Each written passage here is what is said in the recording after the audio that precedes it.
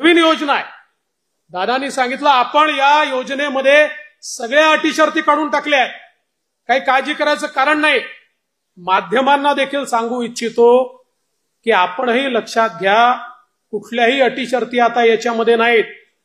कारण आमच्या समोर प्रश्न आले, ते जेन्युइन प्रश्न होते की या ठिकाणी समजा रहिवासी दाखला तर बाबा मध्य प्रदेशातनं किंवा दुसऱ्या भागातनं कर्नाटकातनं त्या ठिकाणी 15 वर्षापूर्वी लग्न होऊन एक भगिनी इकडे आली आहे, पण आता तिचा रहिवासी दाखलाच नाहीये, तर काय करायचं? आम्ही सांगितलं हरकत नाही, नवऱ्याचा तर असेल, नवऱ्याचा दाखला, बरं तोही दाखला म्हणून कुठल्याही तहसीलदाराकडे जाण्याची आवश्यकता नाही. 15 वर्षापूर्वीचं मतदार यादीतलं नाव चालेल, 15 वर्षापूर्वीचं रेशन कार्ड चालेल, 15 वर्षापूर्वीचं घराचं डॉक्युमेंट असेल ते चालेल. कुठलंही 15 वर्षापूर्वीचं डॉक्युमेंट असेल तर ते डॉक्युमेंट त्या ठिकाणी नवऱ्याच्या डॉक्युमेंटवर, पत्नीला किंवा वडिलांच्या डॉक्युमेंटवर मुलीला त्या ठिकाणी योजना मिळणार आहे. त्यानंतर उत्पन्नाच्या दाखल्याकरता कोणालाही रांग लावायची आवश्यकता नाही.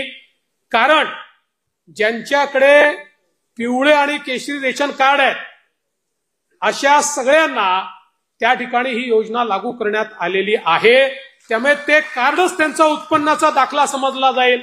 मग कोणीतरी सांगितलं कुटुंबाची व्याख्या काय? रेशन कार्ड ही कुटुंबाची व्याख्या आहे. त्यामुळे नव्याने आता हे कुटुंब काय आहे, त्याचा दाखला घ्यायचा आहे का?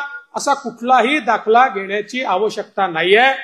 आणि याच्या व्यतिरिक्त ज्यांच्याकडे रेशन कार्डही नाही आहे त्यांनी सेल्फ सर्टिफिकेशन करायचं आहे. स्वतः केवळ सेल्फ सर्टिफिकेशन केलं तरी देखील त्यांना ही योजना मिळणार आहे. ही योजना आमच्या बहिणींना बाहेर ठेवण्याकरता नाही आहे, ही आमच्या बहिणींना आत घेण्याकरता योजना तयार करण्यात आलेली आहे.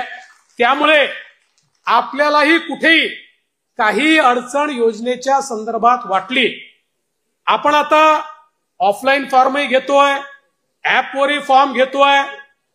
ऍपवरचे फॉर्म हे आपल्याला सोपे पडतात, ऑफलाईन जे येतात ते पुन्हा ऑनलाईन करावे लागतात. पण जी पद्धत असेल त्या पद्धतीने आपण घेतोय. एवढीच आपल्याला विनंती आहे की फॉर्म भरताना अकाउंट नंबर वगैरे जर नीट लिहिला नाही तर ते पैसे अकाउंटला जाऊ शकणार नाही.